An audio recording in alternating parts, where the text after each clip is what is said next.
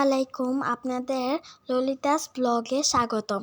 তো আজকে আমি এক ফিশ ফ্রাই তৈরি করব।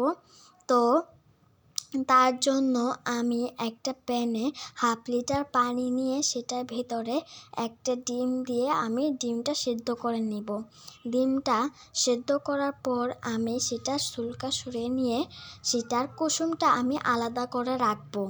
আর যে সাদা অংশটা ছিল সেটা আমি কুচি কুচি করে কাটবো। কুচি কুচি করে কাটার পর আমি একটা বলে নিয়ে নিব।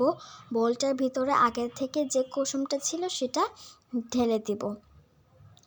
তো আমি একটা বাটিতে পেঁয়াজ কুচি করে রেখেছিলাম, সেখান থেকে আমি পরিমাণ মতো পেঁয়াজ কুচি দিয়ে দিব। আপনারা চাইলে আপনাদের মন মর্জি মতো দিতে পারেন, তো এটা আপনাদের ব্যাপার। তো আমি পরিমাণ মতো পেঁয়াজ কুচি দিয়ে দিলাম। তারপর মরিচ আমি আগে থেকে মরিচ কুচি করে কেটে রেখেছিলাম, সেখান থেকে আমি মরিচ অল্প একটু পরিমাণ মতো দিয়ে দিব।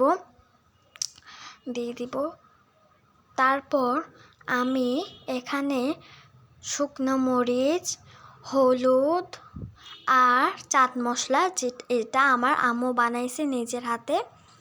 তারপর আমি শুকনো মরিচ ও হলুদের গুঁড়া এই বোলটার ভিতরে ঢেলে নিব। আর চাট মশলাটা আমি পরিমাণ মতো দিয়ে দেব। আপনারা চাইলে বেশিও দিতে পারেন, কমও দিতে পারেন। আমি অল্প একটু চাট মশলা দিয়েছি, পরিমাণ মতো লবণ।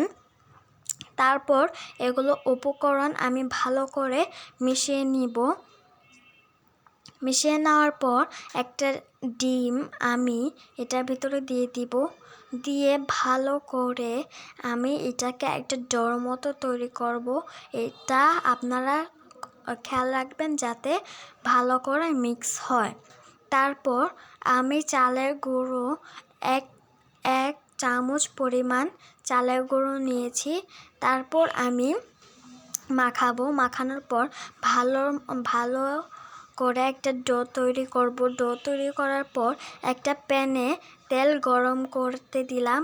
তেল গরম হওয়ার পর চামচের সাহায্যে আমি পরিমাণ মতো ডোটা আমি তেলে দিয়ে দিলাম। আপনারা চাইলে আপনাদের মন মর্জি মতো আপনারা